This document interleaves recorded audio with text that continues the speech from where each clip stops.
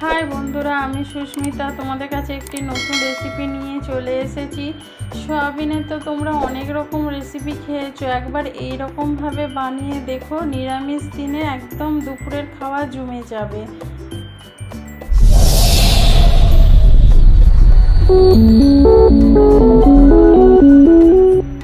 এখানে আমি গ্যাসেতে কড়া বসিয়েছি, কড়াতে জল দিয়েছি। জলটা যখন গরম হয়ে যাবে তখন আমি 2 প্যাকেট সয়াবিন দিয়ে দেবো। আমি এখানে ছোটো দানার সয়াবিন নিয়েছি, সেই জন্য আমি এখানে 2 প্যাকেট দিয়েছি, তোমরা বড়ও নিতে পারো। এখানে ভালো করে আমি সয়াবিনটা সেদ্ধ করে নেব। এই দেখো আমার সয়াবিনটা এখানে সেদ্ধ করা হয়ে গেছে, জলটা একদম শুকনো হয়ে গেছে। এবার নামিয়ে আমি এটাকে ঠান্ডা জলের মধ্যে দিয়ে দিয়েছি যাতে তাড়াতাড়ি ঠান্ডা হয়ে যায়। জল থেকে আমি তুলে নিয়েছি, কিন্তু আমি আবার চেপে চেপে ভালো করে সয়াবিনগুলো আমি অন্য জায়গাতে তুলে নেব, যেন সয়াবিনের মধ্যে একটুও জল না থাকে সেটা দেখতে হবে, নাহলে কিন্তু রেসিপিটা ভালো হবে না। এখানে সব জল ঝরিয়ে তুলে নিয়েছি, এবার এটা পেস্ট বানিয়ে নেব। এখানে আমার পেস্ট বানানো হয়ে গেছে। এই পেস্টের মধ্যে আমি 1 চামচ আদা আর কাঁচা লঙ্কা বাটা দিয়ে দেবো। এবার এর মধ্যে আমি 3 চামচ বেসন দেব, যাতে মাখানোটা খুব ভালো হয়, সেই জন্য আমি এখানে বেসন দেবো। এটা কিন্তু বেসন দিয়েই করবে, অন্য কিছু দিলে অত ভালো লাগবে না। এবার এর মধ্যে আমি একটু সামান্য হলুদ দেব কালারের জন্য, স্বাদ মতো নুন, একটু 1/2 চামচের মতো জিরে গুঁড়ো আর হালকা একটু ঝাল লাল লঙ্কার গুঁড়ো দিয়ে দেবো, যাতে একটু ঝাল ঝাল খেতে লাগে, সেই জন্য। তোমরা চাইলে এখানে লাল লঙ্কার গুঁড়ো না দিয়ে কাঁচা লঙ্কা কুচিয়েও দিতে পারো। আমি নিরামিষ দিনে বানাচ্ছি, তোমরা চাইলে এখানে পেঁয়াজ কুচি, কাঁচা লঙ্কা কুচি, আদা কুচি দিয়েও বানাতে পারো, সেটাও খেতে খুব ভালো লাগে। এটা ভালো করে মাখিয়ে নিতে হবে।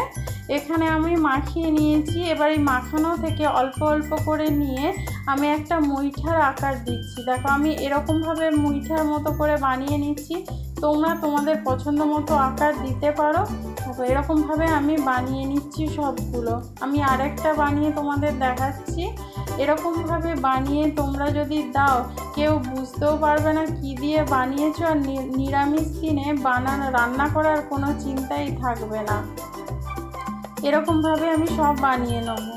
এবার গ্যাসেতে আমি কড়া বসিয়েছি, তেল দিয়েছি। তেলটা যখন গরম হয়ে যাবে তখন আমি মুইঠাগুলো দিয়ে দেবো। আমি একসঙ্গে অনেকগুলো দেব না, 3টের মতো মুইঠা দিয়ে আগে ভেজে দেখে নেব যে আমার মাখানোটা ঠিক আছে কি না। নাহলে যদি এখানে ছেড়ে যায়, তেলে দেওয়ার সঙ্গে সঙ্গে যদি ছেড়ে যায়, তখন কিন্তু তোমরা বেসনটা দিয়ে আরেকটু বেসন দিয়ে মাখিয়ে নেবে। এটা সঙ্গে সঙ্গে উল্টাতে যাবে না, 2 মিনিট রাখার পরে উল্টাবে, তাহলে খুব আর ভেঙে যাবে না। দেখো এখানে আমার একটা ভুল হয়েছিল, এটা আমি সঙ্গে সঙ্গে উল্টে নিয়েছিলাম।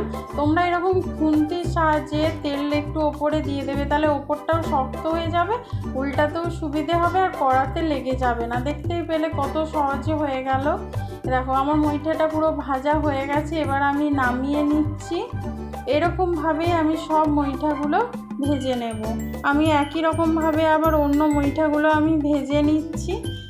এরকমভাবে মুইঠাগুলো ভাজলে লাল লাল করে যত ভাজবে খেতে তত ভালো লাগবে। এটা কিন্তু কম আছে, কিন্তু ভাজতে হবে। আমার এখানে সব মুইঠাগুলো ভাজা হয়ে গেছে। ওই তেলের মধ্যেই আমি কিছু আলু কেটে রেখেছি, এটা আলুগুলো আমি তেলের মধ্যে ভেজে নেব। নুন হলুদ দিয়ে আমি আলুটা ভাজবো। আমি একটু বড় বড় সাইজের আলু কেটেছি, তোমরা চাইলে ছোট করে কাটতে পারো। এরকমভাবে আলু কেটে ভাজলে বা তরকারি করলে সয়াবিনের খেতে খুব ভালো লাগে, পুরো মাংসর মতন যেন আলুগুলো লাগে। পেঁয়াজ রসুন দিয়ে করলে তো একদম পুরো মাংসর মতনই লাগবে, কিন্তু নিরামিষটাও কোনো কম যায় না। তোমরা অবশ্যই একবার বানিয়ে দেখতে পারো। আমি নুন হলুদ দিয়ে আলুটা একদম লাল লাল করে ভেজে নিচ্ছি।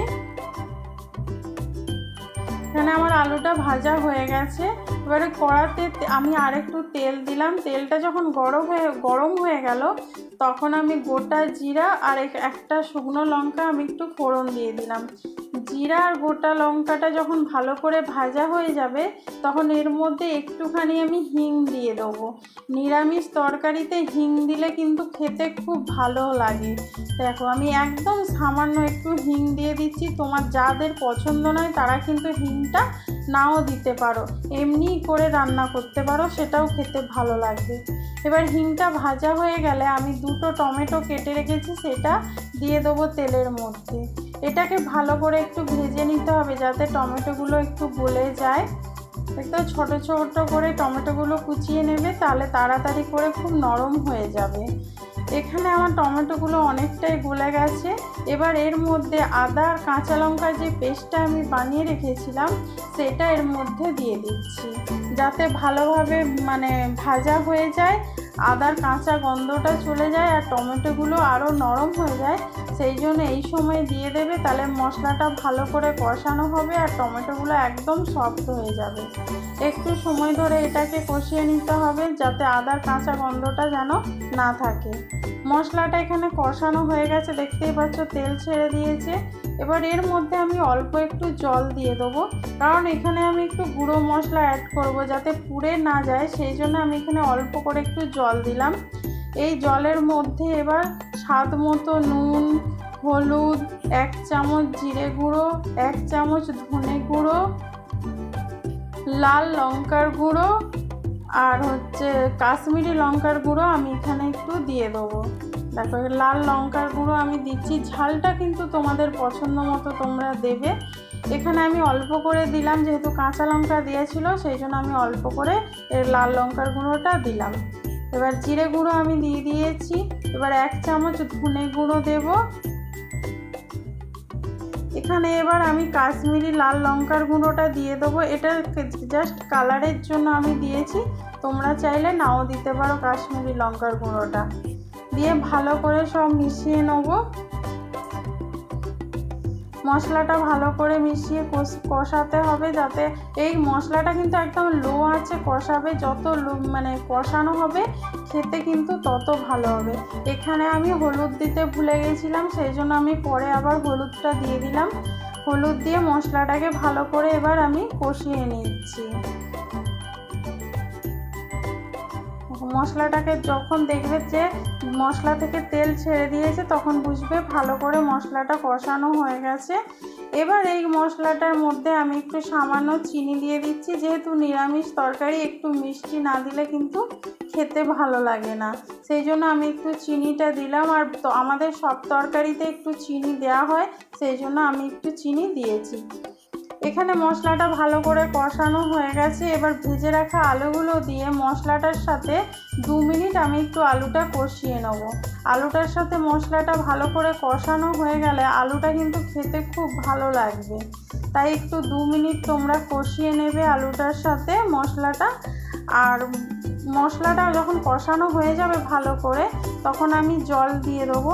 জলের পরিমাণ কিন্তু এখানে বেশি লাগবে, দেখতেই পাচ্ছ যেহেতু মুইঠা আছে, আলুটাও সিদ্ধ হতে হবে, তারপরে মুইঠাতে কিন্তু জল টানে, সেই জন্য জলের পরিমাণটা একটু বেশি দেবে।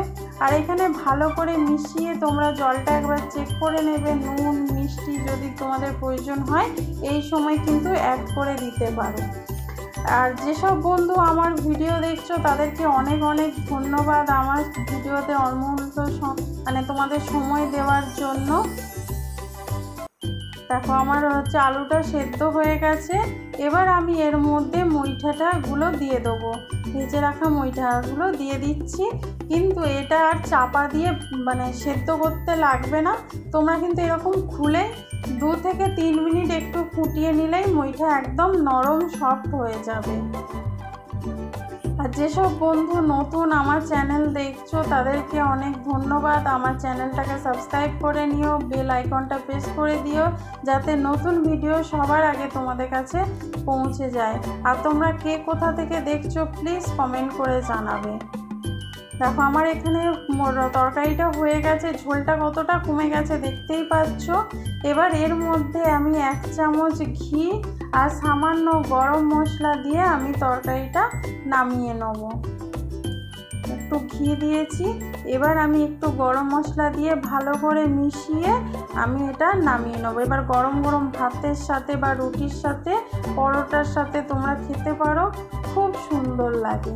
তোমরা সয়াবিনের অনেক রকম রেসিপি খেয়ে থাকবে, চিল্লি, কষা, ঝোল, একবার এই রকমভাবে বানিয়ে দেখো, খুব ভালো লাগবে। রান্নাটা আমার কমপ্লিট হয়ে গেছে। এই রেসিপিটা কেমন লাগলো প্লিজ কমেন্ট করে জানাবে। বাড়িতে অবশ্যই বানিও, কেমন লাগলো কমেন্ট করে জানিও।